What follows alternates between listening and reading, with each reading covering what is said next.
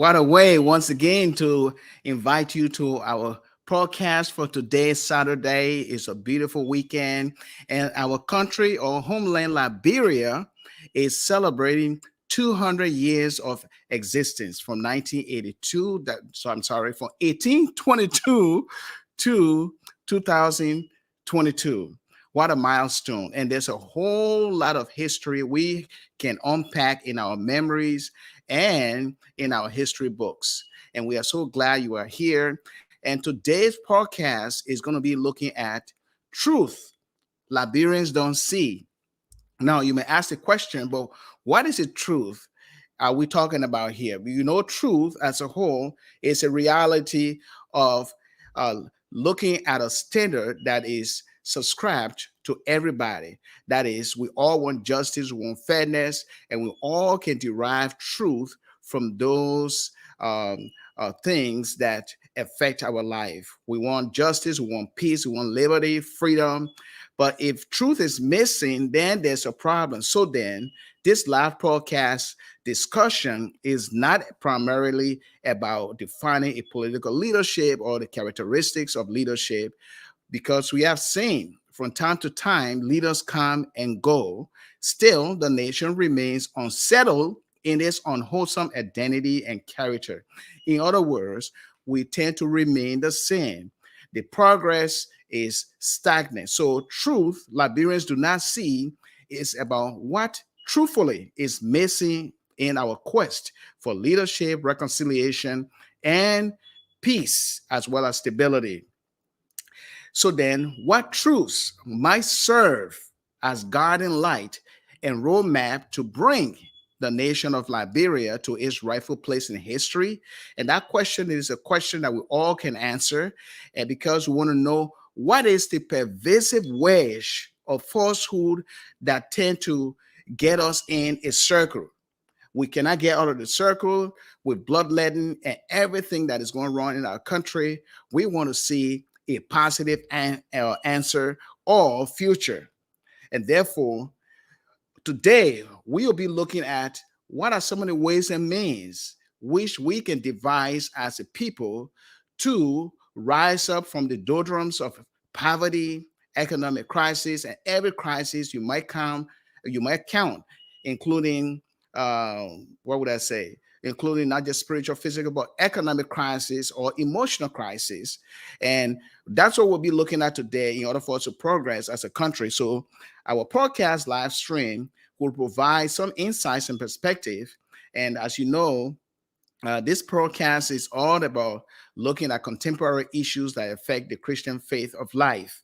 And today we have a special guest, and he is Mr. John Lord. John Lord lives in Washington, D.C. He is a proponent, a very strong voice in both locally in the community where he served as the national president or the president of the D.C. metro area. And he also carried on some other initiatives within his community, as well as on a much level with Washington, D.C. city. That is a city where he engaged in a lot of other initiatives for the benefit of the people of color. He is also a proponent when it comes to bringing peace and stability and reconciliation in our country, Liberia. And he has written a lot of articles, as well as spoken on many occasions regarding how our country can be peaceful and stable. And he understands the characteristics of leadership. So today, he is our special guest, and he will be appearing. And just not to forget, just to note, he also served as the former vice president of the Association of Liberian Journalists in the Americas. Way back, he was one of the members who became very staunch in advocating the rights of journalists, as well as advocating for the rights of ordinary Liberians. So he's our guest today, and he will be giving us some insights and perspective on how we can find a roadmap to peace and stability and reconciliation in our country. And as we celebrate 200 years of existence, where are areas in which we fall short, and where are areas in which we can look to see a positive light at the end of the tunnel. So he's our guest today. And as always, Our co-host Reverend Swadede is here, but he is going through some technical difficulties, so he will join us shortly as we continue the podcast. So, welcome once again. My name is Alexander Red, and this is the Gracious Hopes live broadcast on KMTV. KMTV, we are everywhere.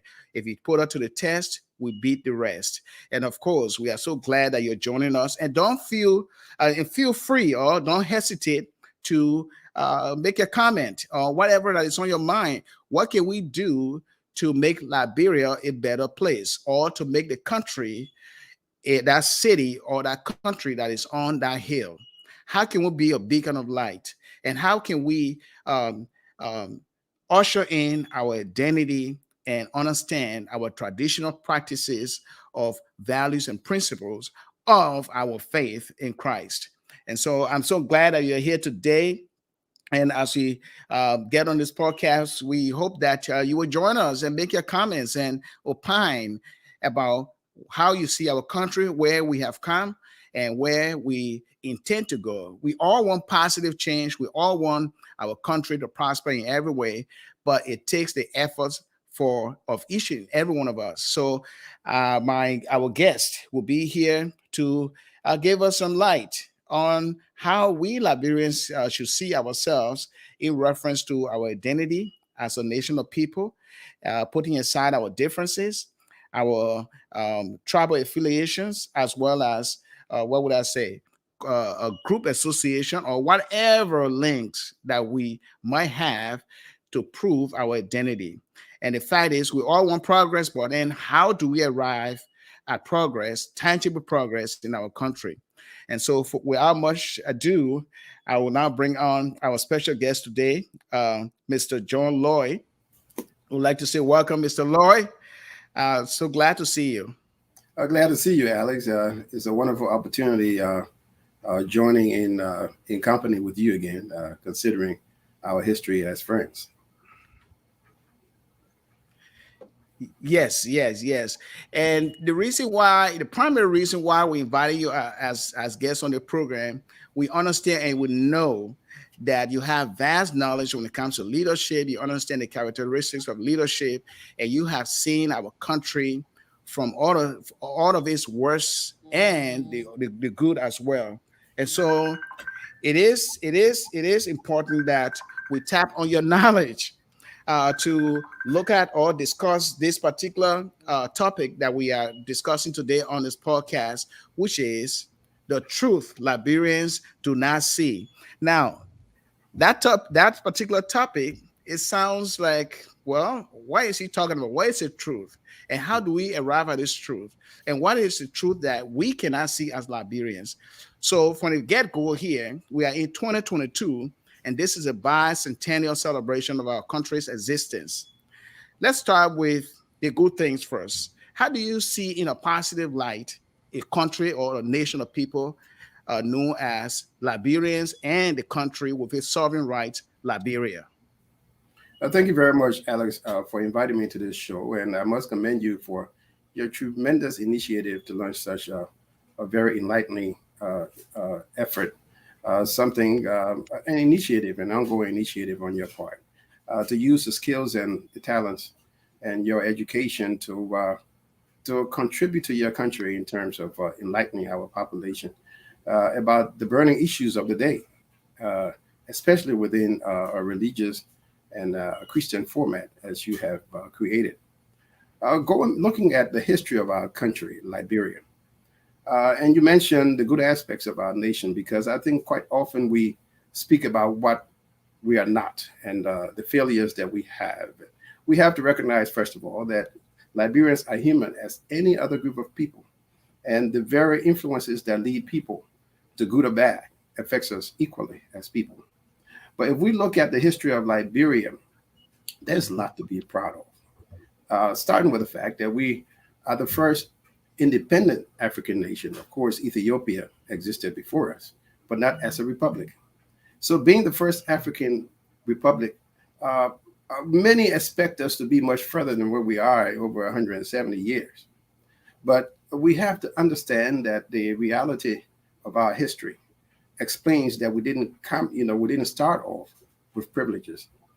This nation was started off with people who had nothing, and on a continent where there were no other African nations to interact with, and with nothing that our forefathers built this nation. There were social problems, intertribal conflicts, conflict between the settlers and the indigenous Liberians. We grew out of those circumstances to build a nation that participated in the formation of the United Nations, producing the first president of the UN General Assembly, being the deciding nation to create the state of Israel, siding with the United States in two world wars. We are the country that stood tall and took a leading role in creating what is now the African Union. We also had a leading role in creating ECOWAS, the Economic Community of West African States, that came back to help to rescue us in a time of war. We have produced the first, in many instances, even the former president, Ellen Sirleaf, first female African president to be elected, and even the current president, if we leave politics aside, have contributed, to bringing us on the map as the first and African to win, great accolades in Europe and in football around the world.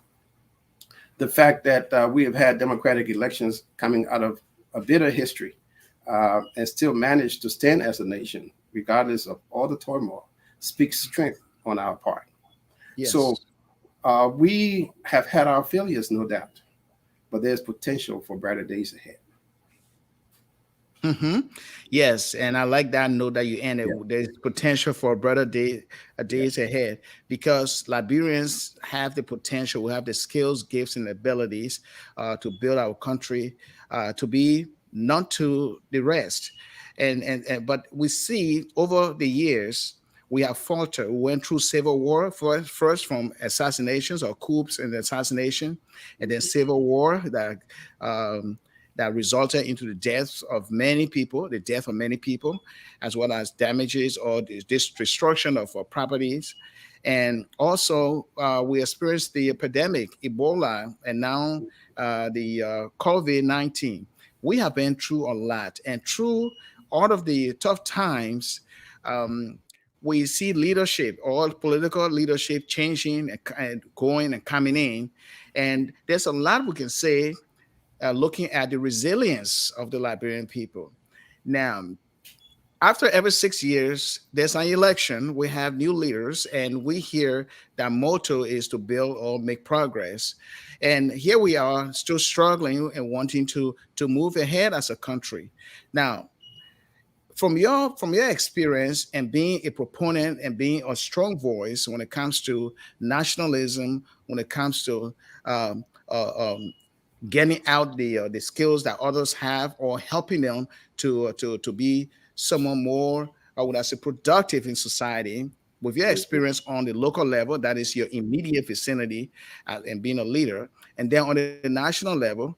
And now, where are we right now when it comes to our country? Why are we so divisive in our politics? Why are we so disunited when it comes to loving one another? Why so? Well, the reason is simple. We are human. And in any human beings, we all have children. One can cultivate the best out of a person, and one can also cultivate the worst out of a person. So I wouldn't be too much on the Liberian people for their wrong, or do we acknowledge it? We have a very soiled history, a history where we have done wrong to each other, not just since 1980, but long before 1980. We have done wrong. There have been inequities in our history, and even post 1980, we have seen the worst come out of Liberians, killing each other wantonly. The war cannot be over described when it comes to the heinous wrongs and evil that we did to each other. But these evil that have come out of Liberians was triggered by the leadership that brought out the worst out of us instead of the best out of us. If we can cultivate leadership, we can indeed move in a direction where a sleeping giant can be awakened, within the populace of the Liberian people. I describe the Liberian people as a sleeping giant because I recognize the resilience despite all the crises that we have endured.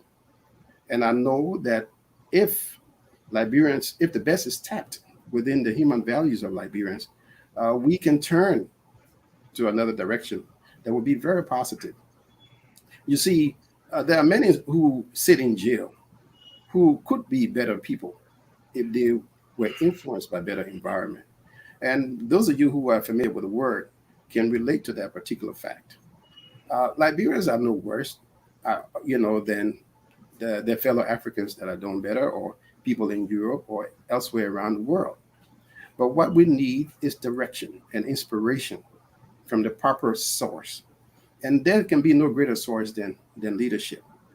Uh, uh, I'm not trying to beat on our recent leaders or say that they haven't done what they could, but I think they could have done better.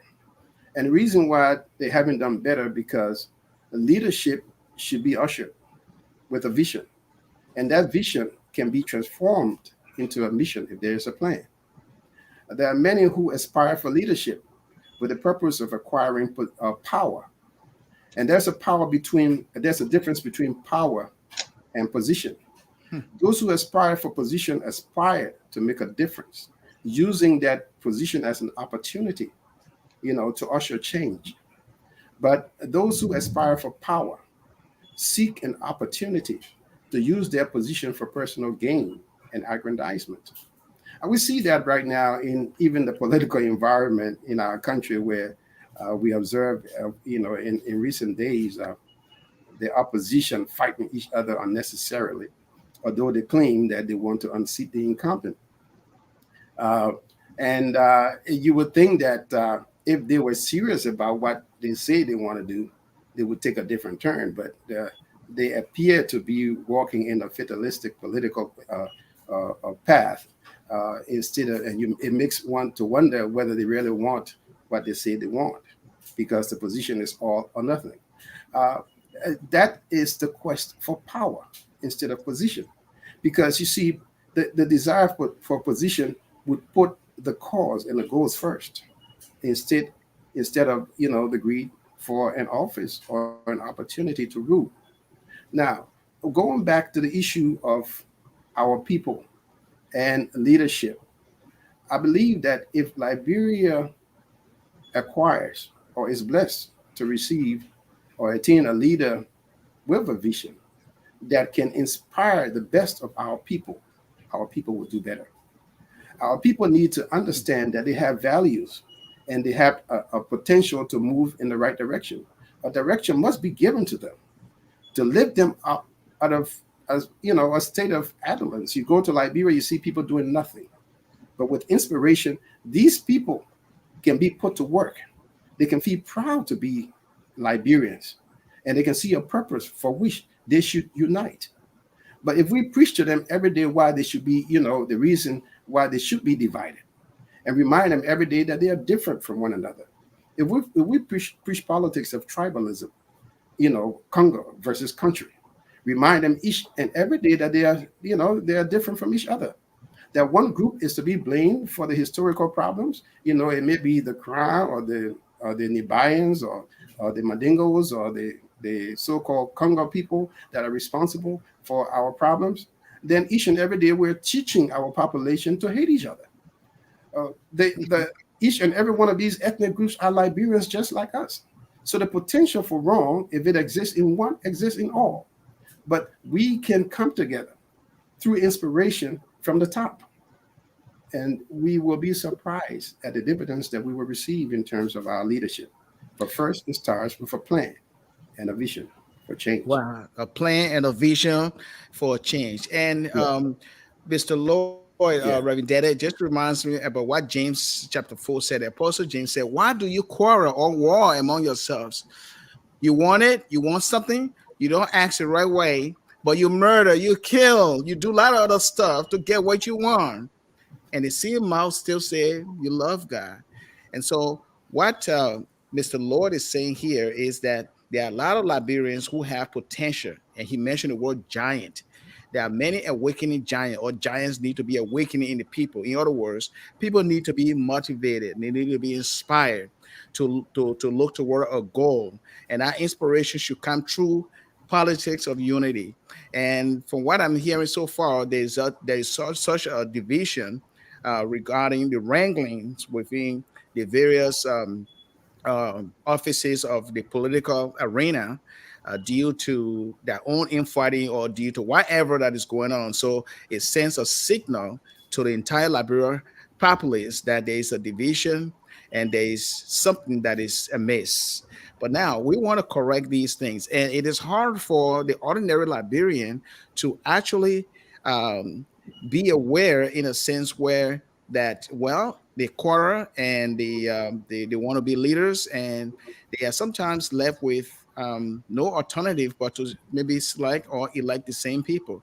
However, looking at the country's health right now, both not just the political arena, but the church as a whole, because the church should serve as the custodian of truth and as a bridge to bring people together in unity and have the ideal sense or concept of nationalism, patriotism, and unity as a whole. Now, so if we recount everything that is missing right now in our country that should bring us together for an identity around our own character as a nation, then we ask the question, where are we heading, Reverend Dede? Well, I want to bless God for this opportunity. This internet sometimes it can set you back when you come with vigor to discuss this kind of discussion. John, thanks for coming. For giving us this opportunity to discuss our beloved country, Liberia. Again, this is God's day, and we are rejoicing in it. John talk about a vision to a mission. That is beautiful for a vision because you have to internalize it first before it comes out for other people to see, to accept it and walk with you. Because Amos 3:3 says, unless two agree, they cannot walk together. But my take on this thing, I see allegiance somewhere along the line. When is it allegiance to a person or allegiance to a cause? Now, if it is allegiance to a person, then you, myself, and John, then we are in a dangerous boat. Because why? Allegiance to a person may lead to a wrong cause, and then we find ourselves going the wrong way. So what am I saying? I hear all the good things that John talked about. I hear what you're talking about. But my question is, where are we going wrong, my friends? Is it because of allegiance to a person or allegiance to a cause? I don't know if you can just comment on that. Well, and just before John, and that is a very good segue right there, because allegiance plays a whole lot of role in the betterment of any nation. Now, our allegiance first should be to our sovereign Lord, whom the crafters or drafters of the Constitution in the preamble declared that upon His grace, His gracious providence, our country will survive. And it's based on His grace that our country will stand. So, who were they referring to? They were referring to one God. So, first of all, our allegiance belongs to the one God, the Creator, who created our nation, Liberia, whose grace is needed in times of trouble, in times of instability. And that's one thing I believe that we are veering from, or that we are veering from as a nation. We tend to neglect that, and we tend to pretty much turn inwardly to define truth in ourselves. That is the way I see truth. I see truth that way. You got your truth, and I got my truth, and therefore the other person has his or her truth. Therefore, there is no absolute truth. So when there's no standard by which we can measure reality, then our justice system is fragile and is in trouble. Our own lives, including our family and our immediate neighbors, because without the centrality of believing in one truth, there can be some sort of unsettling reality of life. And that's where how I see it. Um, Mr. Lord? Oh, I mean, Alex, I agree with you 100%.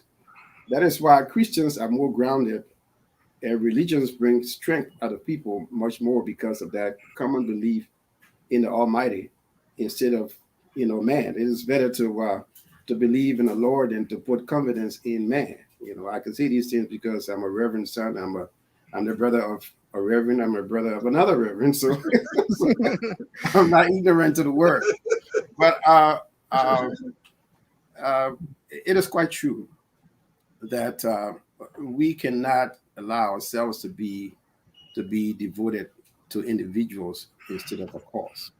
And the reason why people can easily be swayed by the cult of personalities is because it's simply because of despair. In an environment where people live in despair, demagoguery becomes an easy path.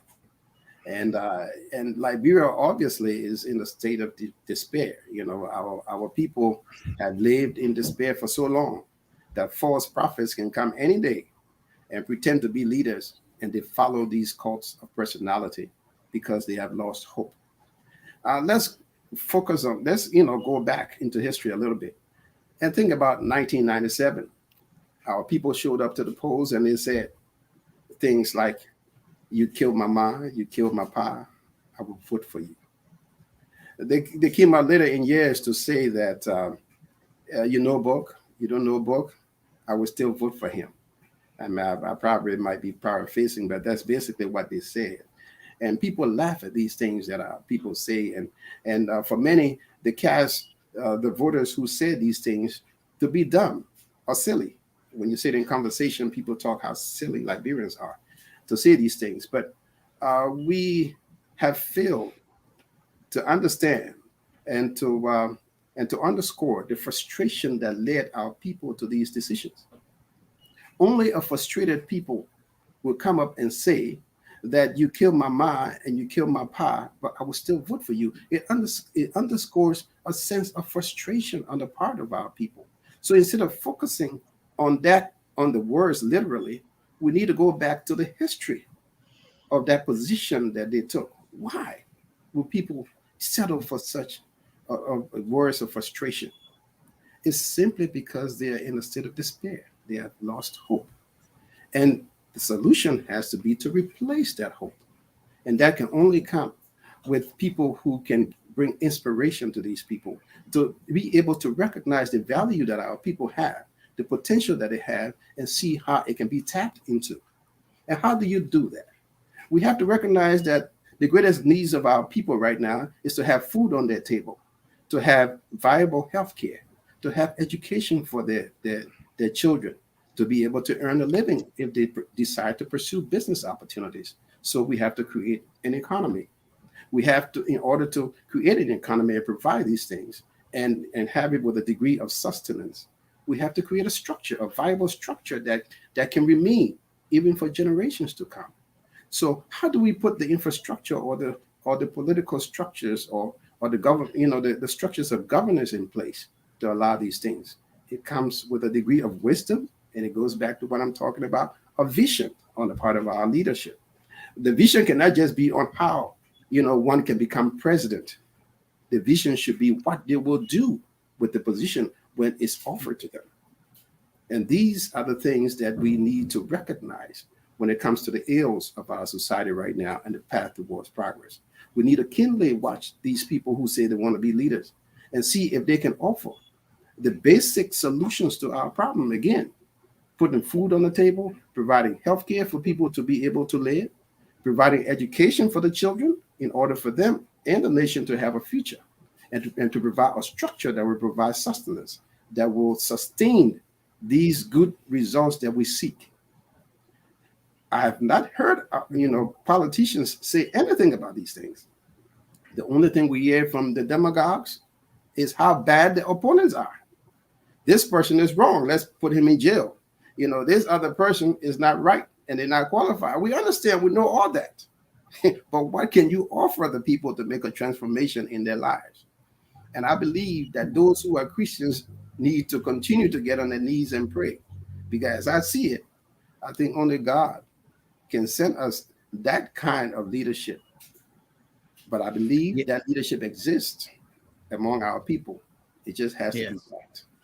Yes, and that is prophetic in a way Yeah, because I strongly believe there is already a leader in our midst yeah, that God has given. It's just that all the things that you talked about, how a leader with a vision and how a leader with the words of inspiration yeah. can galvanize people and see that potential gearing up to rebuild our country. And Liberia, I mean, we have been through a whole lot in the sense of hardship, suffering, and those things or calamities come based on our decisions or decision from maybe leaders.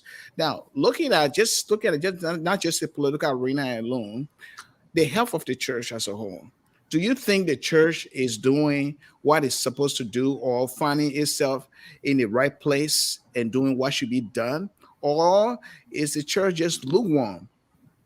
I believe the church is the church is lukewarm. I will agree, a little bit lethargic in their approach right now. And the church itself, sadly, is influenced by the same factors that bedevil the greater society. The church, includes true as well as false prophets. The church also includes people who are in it to benefit themselves, as well as those who are sincerely, determined to build up their flock. And in every nation, in the history of even the United States and other nations, the church has always been the bedrock towards, the building block of these societies. It's a place where people meet every week and get inspired by a leader. It's a place where people fellowship, and with determination to help each other and be their brother's keeper.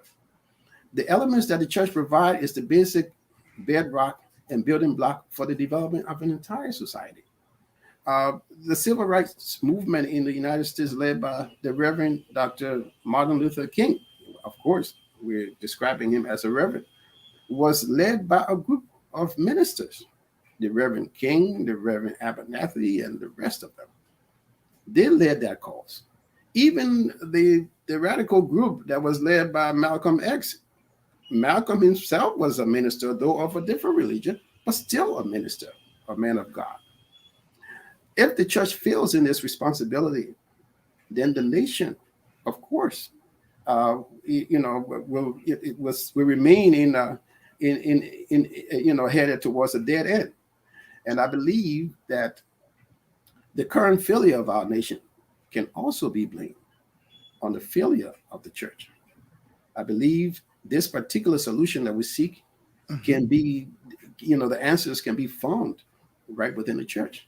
If church leaders, more than just praying, decide to take action and maybe make some adjustments that will allow their flock, to get out and do what is needed to be done to transform our society.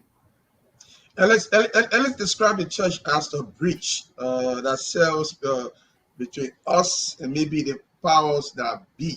Yeah. True, but like you rightly put it, the scripture is right. If the church that should be the bridge kind of takes side, and but that this is what I mean. We noticed we I don't know the names of one of those leaders who did that, but we noticed church leaders anointing a particular candidate, Mhm.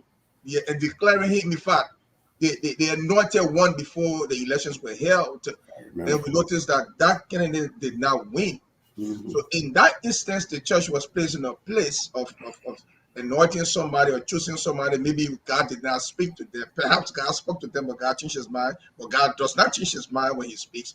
And so we see those church leaders in a place where people tend not to respect them, or because of that, by extension, the church came into disrepute. Now, I'm saying this to say, in what you said and what Ed said, the church's role is sacrosanct, it's very important, and it's just central.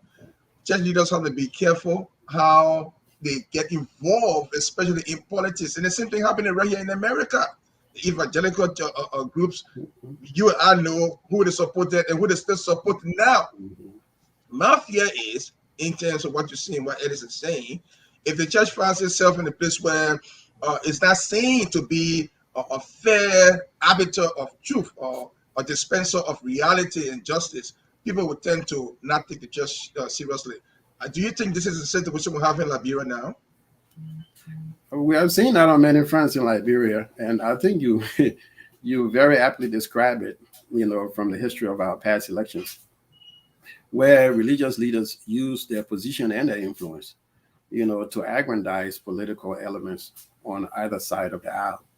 One minister supporting one side and claiming that God, gave him the right to ordain one political leader, and then another minister saying something to the opposite. So they clash with each other, or they come together and support one who does not win, as in the case of what you just described.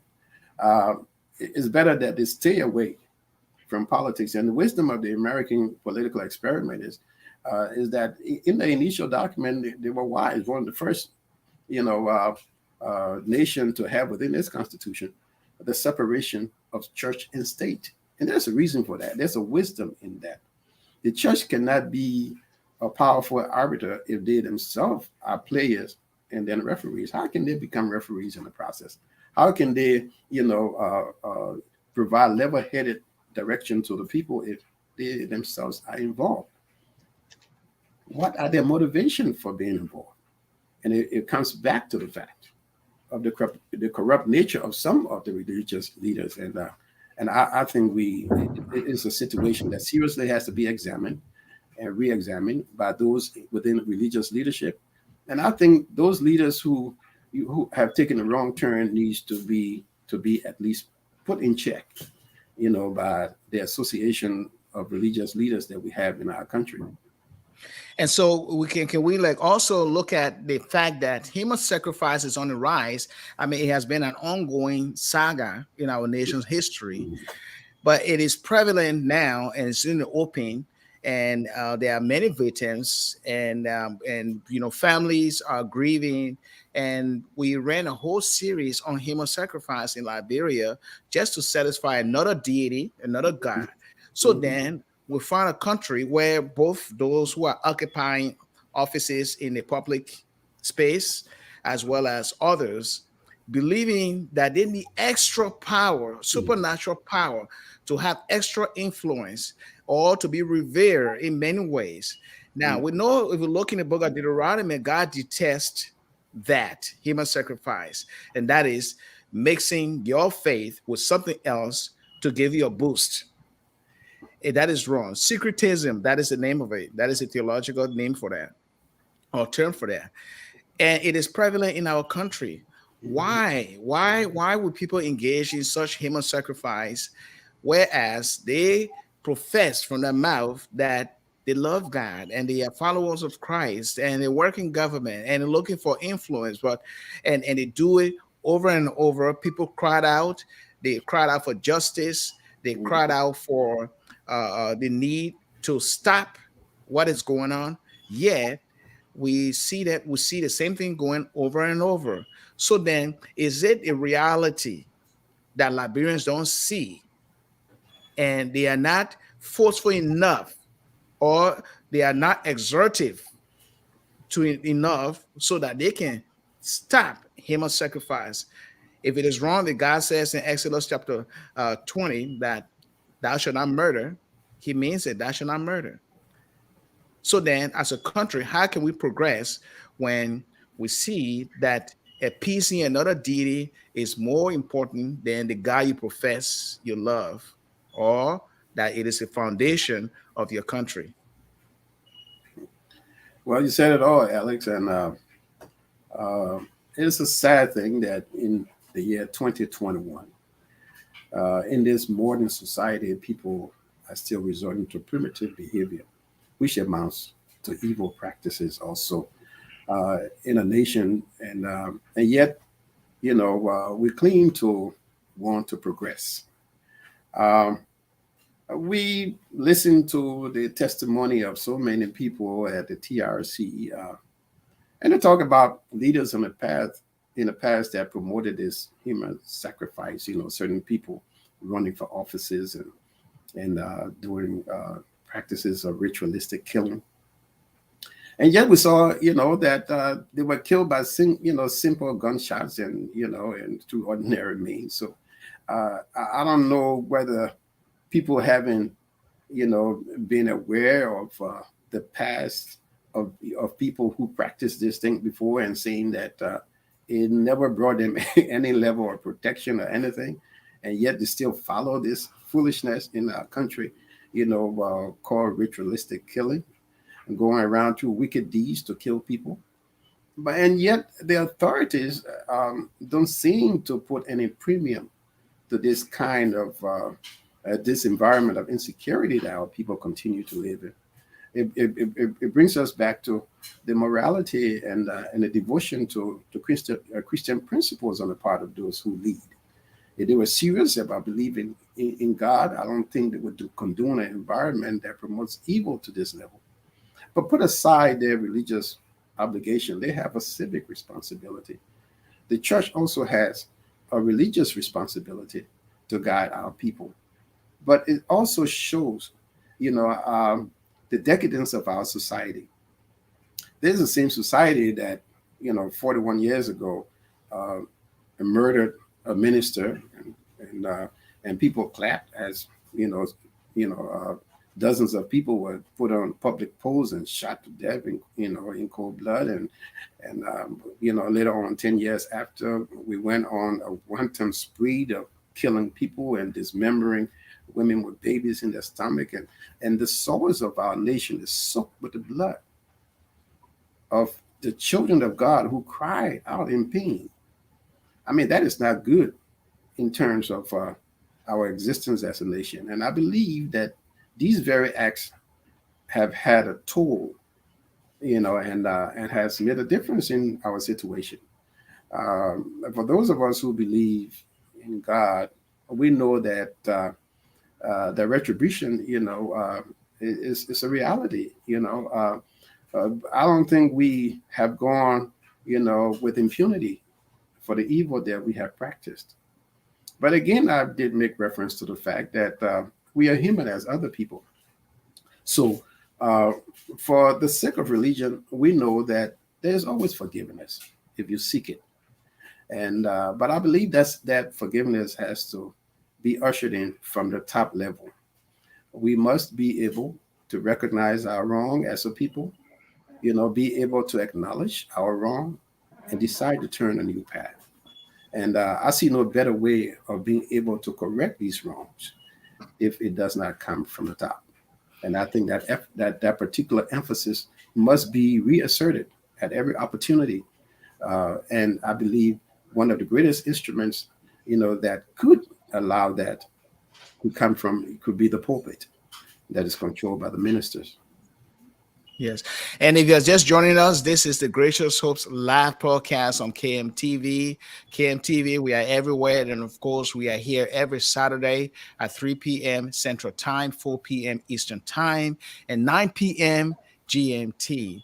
And we really appreciate some of the comments you are making here. Please share this video with your friends, family, as well as your relatives.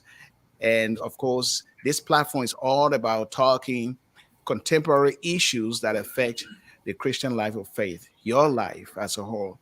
We live in a world, but we are not of the world, Paul reminds us. So, therefore, since we live in a world, we are to be as the beacon of light. And that light has to do with our position and identity in Christ. And as a nation, Liberia, celebrating the bicentennial of its existence, we ought to now see the truth that we have been dodging all along these years.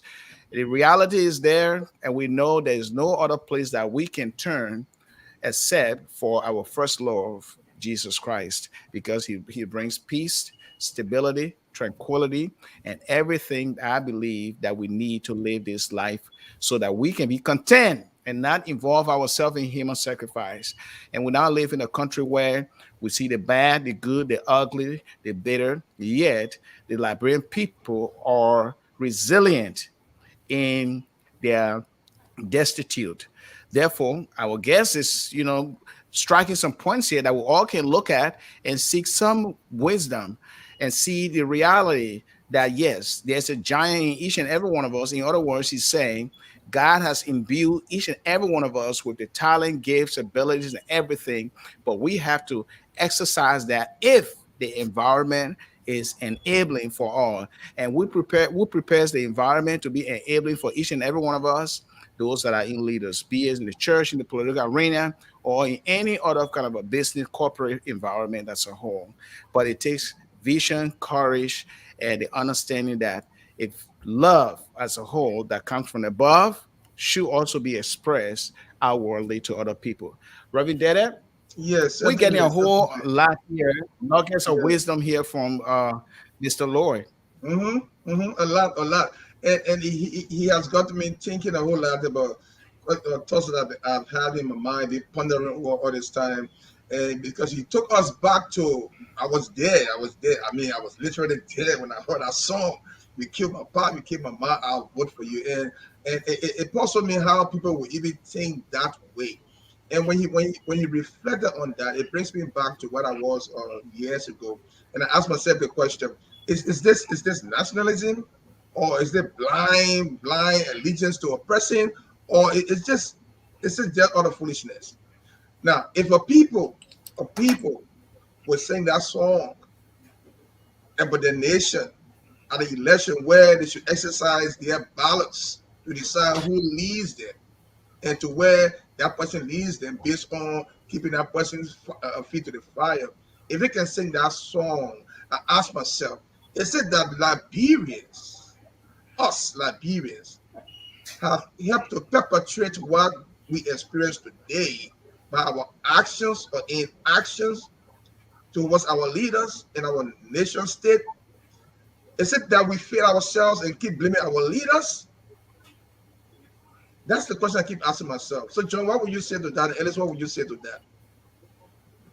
Well, Yeah, and it goes to John. It's go to Mr. Lloyd because do you agree what Mr. Ravi Swai Dede is saying? Do you think our problem is a hard issue, which means no, we are not we don't love our country to the extent that's why we pillage the resources. So is this a hard issue? well, I don't believe that it's a hard issue.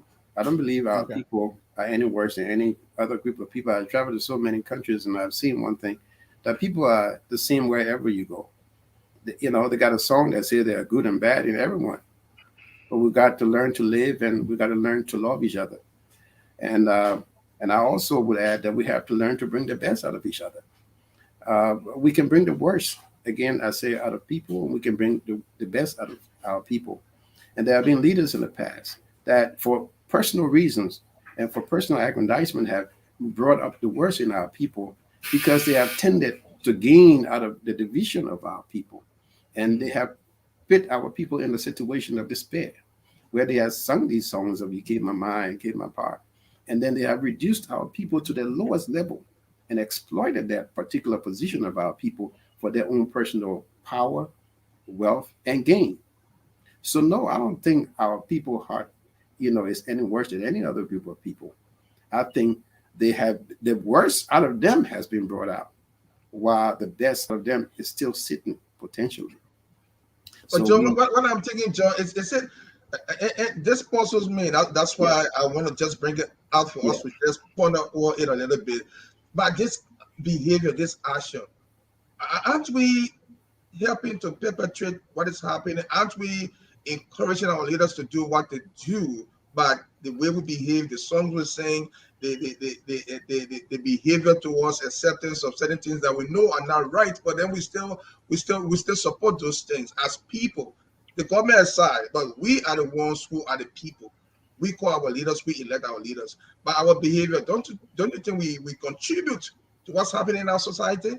I mean, no doubt, our behavior are contributing, and giving further ground for uh, uh, the bad leaders who divide us to flourish. Our people, we can compare our people to a situation that psychologists describe as cabin fever, where people get kidnapped by certain people and are subjected to bondage. And after a while, they begin to accept their captors as normal and decent people. Mm-hmm. where slaves, used to say, oh, I have such a good master because he is not as bad to me as he is to other people, as other people are to them. But yet and still, this man is keeping them in bondage, and because they have accepted, that condition of servitude and subjugation. And I think that's what has psychologically happened to our people. They have been conditioned, to subjugation for so long, and they have now reached a state of acceptance, where they come up, one day a leader will rip up their resources right before their face, and then the next day he turned out three lights on the street and said, "Oh, he's doing so well, master. Thank you so much for being so good to me that you took 100 out of from me and was so gracious to give me 2 cents." You see, so that that is the sick situation that they have reduced our Liberian people to. But what I'm trying to say is that despite, the acquiescence of our people, because that's what you're describing, the acquiescence of our people to subjugation, and they are enabling, like like you rightly said, the exploitation of our own society, by their actions of acceptance, of these things. So we are complicit as a people to this, to the crimes that are being meted upon us. So it's about time that we find a way to open our eyes to what the truth is, and the fact that there's a clear path for redemption on our part, but it has to come from us. But one day somehow the eyes of our people will have to be open, where they can straighten up their backs. Because if you don't bend your back over as we are doing right now as a people, then others will not ride you. But I think our people, their backs are being bent over so much that they're walking as hunchbacks, and allowing this level of exploitation to flourish in a particular society. So yes, to a degree, our people are responsible for the plight that we're in. But I'm focusing on how our society can get out of it, because Mhm. I recognize that is the fact. But I also recognize that there is the potential for change that is still within our people that has to be tapped. And what we need to figure out how we can be able to tap their resources, and as I described our people as sleeping giant. And that would be the time when that giant, of prosperity within the Liberian people will be awakened. And these leaders will have no place anymore within our society. But John, just this has been all the years and years and years now. When will we come to this truth? That's Ellis. That's our concern. Ellis and I and you and other Yeah. people. We've Yeah. been in this thing for years, from the 1800s and 1900s. Now we're in this modernity. When will we come to this truth? You might not have an answer for that, but Yeah. just when we come to this truth. Well, I'll go back to the fact when I responded by saying that it doesn't come from the heart of our people. Is simply because I believe there are more good people than bad people in the society. But also, Martin Luther King also said, and many others have even given credence to the fact that good people, bad people can only flourish when good people decide to do nothing. And I think that is the problem in our society. It's not just limited to the church and to the state. Even within our own local organizations, in our church groups, in our associations that we partner with, we always have the silent majority of others who do nothing and then complain when the minority of those who with bad intentions take over. But you see, the prophets, of doom and the proponents of wrong are always more, vigilant than those with good intentions. Those with good intentions always sit on the sideline and decide to do nothing. And while those who are inspired to do wrong, seem to have more vigor. And I think the only time that change will occur, if those with good intentions will realize that change will never happen until you make it happen. That praying, without, as the Bible says, faith without work is dead. So I think we're a bunch of people who walk around praying for good days to happen, claiming that we have faith, but are refusing to work. If I will It's put it in like technical terms, yeah, it's like wishful yes, thinking to get you yes, nowhere. It's yes, like you know, talk, but no action. no There's no action, progress. But exactly. so do you think that we can progress as a nation if all of those who are now functionaries or occupying public offices who participated actively in the Civil War or some way or the other should not be there at all? Do you think that presence undermining the progress of our country? Well, the person of those who participated in the war, the fact that they exist in leadership in our country speaks to the apathy of those who did not participate and who had better intentions. These people have forged their way and have managed to succeed in maintaining the power that they sought, while others who claim to be clean, and I think all of us can be included, have preferred to sit on the sideline because we refuse to get our hands dirty. No one wants to enter the fray and engage those who are wrong. And they always give the excuse that they have better things to do, but then they Mm, criticize those who are in charge. The fact is, you cannot have few people being always the ones who will want to step forward in the midst of an environment that is filled with vultures. The vultures have filled the environment, and those who are intentional about making change are just a few. So in most cases, the few sincere ones are overpowered by the host of those who are present, who seek power and who seek wrong. So those who perpetrated the war and who have gained dividends, from their malactions, remain in power because they have the space to do it. The space is that they don't have much competition in the space, that will push them out. So that's why they continue to exist. It shouldn't happen. I mean, I think even the TRC report Hmm. indicated that these people should not hold offices, but there have been nothing, basically done, because those who seek, I mean, the proponents of good are few in an environment that is overwhelmed by by those who have malintentions towards our nation. It is a reality, and I think more good people need to step up. Okay. That would be the beginning of of the solution of our problems. Okay. Sure. And time is fast spent here, and we'll soon be out of here on this program.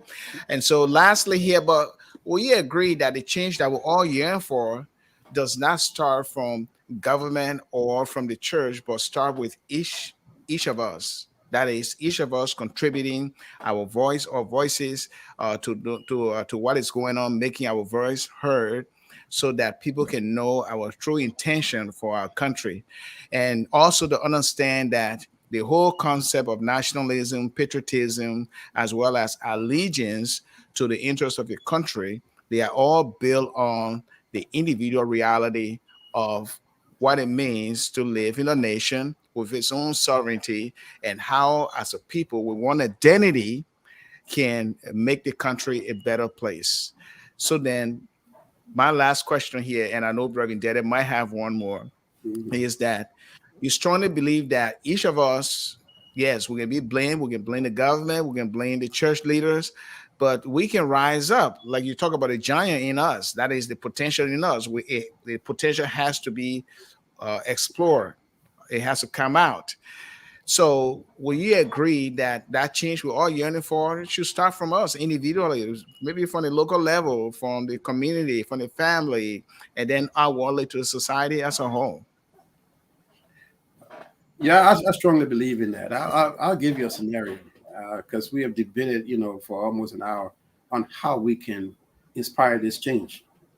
In the 1950s, when African Americans, were living under the scourge of the Jim Crow laws, and they had leaders upon leaders who had never succeeded in changing, the existing realities of the human conditions. They found Martin Luther King Jr., who was a very powerful speaker who could inspire. And he was not the leader of that particular movement, but he had the ability to inspire people and bring them together. That was the piece of the puzzle that they needed. And through King and his voice, he inspired many blacks throughout the United States to stand up. What he encouraged them to do is that to take the approach where even in your individual environment, if you need to see improvement, you can sit back and see it happen. You can't complain that there are a lot of dishes in the sink and you can't find a spoon to eat, and when you refuse to at least wash it to eat it, I mean, in order to find something to eat. You can't join an organization or a church and complain that it has bad leadership when you yourself refuse, even though you know better, to join the leadership. So we need to start with our individual selves within our families, in our communities, in our local organizations. Begin to participate if we have values and we have, expertise and we have experience that we can offer to these institutions that we are part of. Whether you find yourself to be a member of Alja or PUL, or whether you find yourself to be a member of some alumni association or a member of a church, people need to practice what Christian people talk about when they say stewardship. They need to practice stewardship, which is personal responsibility for your environment. We don't all have to be political leaders, but if we participate in our communities, in our societies, and contribute what we have as stewards to those particular institutions, or naturally it will build and mushroom into the development of an entire society. And that's the beginning, of change. Because those who propagate wrong, or those with malintentions and hidden intentions to do wrong, they start from these very grassroots levels. And then they are recognized and given the vehicle to rise up to higher level. But we can stop them at their core if we all begin to participate at the lowest levels. And then we can begin in that way to identify better leadership for our country. So just as King inspired African Americans and blacks in the city, I mean in the 60s and the 50s, to begin to rise up and see the value within themselves and be able to come together and be able to follow a common cause. We should be able to start from the lowest level and find a way and be resilient enough to find someone or find a group of others in various institutions to rise up and inspire our people. And when we inspire our people, that hidden giant, that sleeping giant will be awakened. And in the short period of time, we may be surprised. Our country will be transformed. I still believe that. Reverend Dede? Yeah. Yes, let me just, I will keep the rest of the questions. I think he just read my mind, just ran through it. So that as a good journalist, I would just forget about that because it's been answered already in so many ways. Yeah. But I just want to leave this with our people. Yeah. What are we missing? What is happening? I think we miss our first love, and that is God. We've come a long way based on the direction that God has given us. But some way or the other, we are swayed away from that. And I want to leave First Kings chapter 18. I'll just read this voice, and then this question for us to answer. When I mean us, I mean Liberians as a whole, wherever we are around the world. And Elijah came near to all the people and said, "How long will you go limping between two different opinions? If the Lord is God, follow him. But if Baal, then follow him." And the people did not answer a word. The people did not answer a word. Why? They were confounded, they were bewildered, and they could not just grasp that question. That's what Liberians are today. We just cannot find an answer to where we are today. Why? Because we're not taking our time to see God's face, put aside all these differences that you talk about, Law and Ellis talk about, and begin to really focus on what is happening amongst us and with us. What is going wrong that we cannot see? It's because we missed the path, the track that God has laid for us. And it's right here. How long will we keep limping between two opinions, God or man? And I think we are leaning more on the side of man than God. This is our problem. This is where we are. And the moment we snatch ourselves by the power of God, through the power of the Holy Spirit, out of this situation, Liberia will rise again. That's just my take on it. for now. Exactly. And we'd like to thank you on that good note. We'd like to thank you so much for joining us and Reverend, not Reverend Swandede, but our special guest, The man is Mr. revving his John gas Lloyd. and Mr. John Lloyd is a very staunch voice in the community of the Washington Metro indeed, DC indeed. area. He served there as the president of that community very well. And he has been undertaking some other initiatives with the American government in DC for that city, for the people of color. And of course, he has been involved in Liberian politics, both in writing his mind and also speaking up. Very eloquent, as you can see. He was able to well articulate how he sees some of the things that we are missing that we don't see before our eyes. And it takes vision, it takes leadership, it takes the will and the power of each and every one of us in dependence on God to erect our country from its current status. I mean, we don't want to see the worst of our country, but we want to see the best. In order to do that, we have to join hands together and have the power to voice out and have the power to vote as well. But remember that this is a series going on. The truth that Liberians do not see, it will be going on throughout the subsequent Saturdays that will be coming up, and we have variety of not guests, but also variety of other things, characteristics that underline the entire topic will be on our macroscope. So please join us, and next week Saturday we'll have our special guest, Father James Wilson of Minnesota. He's a very great man in the community, and of course he will also be bringing his perspective on why the truth is so missing in our livelihood as Liberians. And we'll have some other guests coming up. Like I said, the subsequent Saturdays that will be laid out. And feel free to opine. Let us know what you think and how best can you develop your country. And this is where we bounce ideas off of each other so that we can live in a country that is prosperous, fearing God, and loving our neighbors as ourselves, and allow our love to seep deep into our bloodstream so that there will be no hatred, there will be no envy, and every other thing that God has prescribed in His law. And so, thank you so much for coming, our special guest, Mr. Lord. Thank you so much. And we might be calling you on again in the future to join our podcast. And we appreciate your time. And of course, thank you once again. Thanks, It's John. certainly Thanks been a very much. pleasure. Thank you, gentlemen. Yes. Okay. All right. And tomorrow is tomorrow is Sunday, and of course, Reverend Dede is going to be here with his Bible teaching at 5 p.m. Eastern time, and I'll Yeah. be here in the afternoon as well. But we'll be back here next week, Saturday at the same time, 3 p.m. Central Time, 4 p.m. Eastern Time, and 9 p.m. GMT. Please share our video with your friends, your relatives, and of course, your family. And on behalf of KMTV, with Randall and the rest of the other crew, we'd like to say thank you so much. Happy New Year to all of you. And may God richly bless you and have a good weekend. Bye for now. Bless you. God bless you. Yes. All right.